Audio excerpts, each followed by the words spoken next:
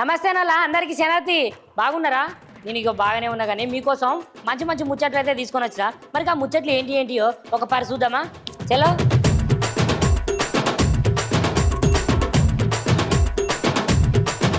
ఇగో ఆంధ్రప్రదేశ్ రాష్ట్రం CM Jaganmohan Reddy sir ఉన్నాడు కదా, గా సారు ఏందో మాట్లాడతాడు కదా, ఒకసారి గా ముచ్చట కూడా ఇందమా సారు?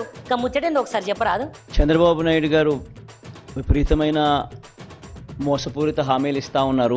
మీరే చాలా మోసపూరితమైన హామీలు ఇస్తున్నారని ఒక పార్టీ వాళ్ళు అంటారు. మరి ఇది నిజమేనా సారు? ఆయన ఇస్తా ఉన్నాడు, మనం కూడా ఇవ్వకపోతే ఎలా? ఆయన ఇస్తా ఉన్నాడు, మనం కూడా ఇవ్వకపోతే ఎలా? ఏం మాట్లాడుతున్నావురా? నరాలు కట్ అయిపోయింది. గా సారు ఇప్పుడు హామీలు ఇస్తున్నాడు కాబట్టి మీరు ప్రజల ముందుకి హామీలు ఇచ్చేందుకు వస్తారా? ఇప్పుడు మన సంగతిని మనం చూసుకుందాం. ఫస్ట్ అయితే హామీలు ఇచ్చేద్దాం. రెడీగా ఉండండి రా. ఇచ్చినాక ఆయన జనాల సంగతి ఎట్లా సార్? మరి నా శ్రేయోభిలాషులే, నా మంచి కోసమే కూడా సలహాలు కూడా ఇచ్చారు. అబ్బా, కుల సలహాలా? ఏమని ఇచ్చిర్రు సారు? ఏమని చెప్పిర్రు? కానీ ఆ రోజు నేను చేయలే. ఆ రోజు కూడా నేను చెయ్యగలిగినటివి మాత్రమే చెప్పాను. చంద్రబాబు నాయుడుతో నేను పోటీ పడలేకపోయా. అవును, అప్పుడు పోటీ చేయలేదని మళ్ళీ ఇప్పుడు పోటీలకు దిగి ప్రచారం షురూ చేసినావా సారు?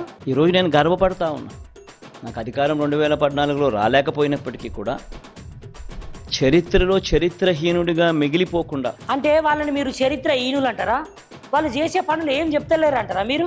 చెయ్యగలిగినటివి మాత్రమే చెప్పి అవి మాత్రమే చెప్పి చేసి చూపించి మళ్ళీ ప్రజల దగ్గరికి ఈరోజు చరిత్రలో ఒక హీరోగా ఈరోజు ప్రజల దగ్గరికి వెళ్తున్నాం. అయితే ఇప్పుడు మీరు హీరో అంటారు, మీరు కూడా కొన్ని చెప్పిన పనులు ఏం చేయలేదట.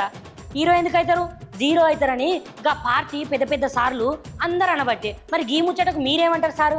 తేడా ఆ ప్రభుత్వానికి ఈ ప్రభుత్వానికి మధ్య తేడా గమనించండి. రాజకీయాలలో ఒక నాయకుడు ప్రజలకు ఏదైనా మాట ఇస్తే ఆ మాట ప్రజలు నమ్ముతారు. నమ్మి ఆ ప్రజలు ఆ రాజకీయ నాయకుడు అవన్నీ చేస్తాడు అన్న ఆశతో ఓటేస్తారు.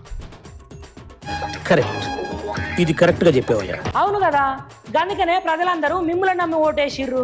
ఆ ఓటు వేసినప్పుడు ఆ ప్రజలు ఆ నమ్మకం మన మీద పెట్టినప్పుడు మనం చేయాల్సింది ఏమిటి? వారి నమ్మకంతో ఆడుకోవడమా? వారి మనోభావాలతో ఆడుకోవడమా? వారి జీవితాలతో ఆడుకోవడమా?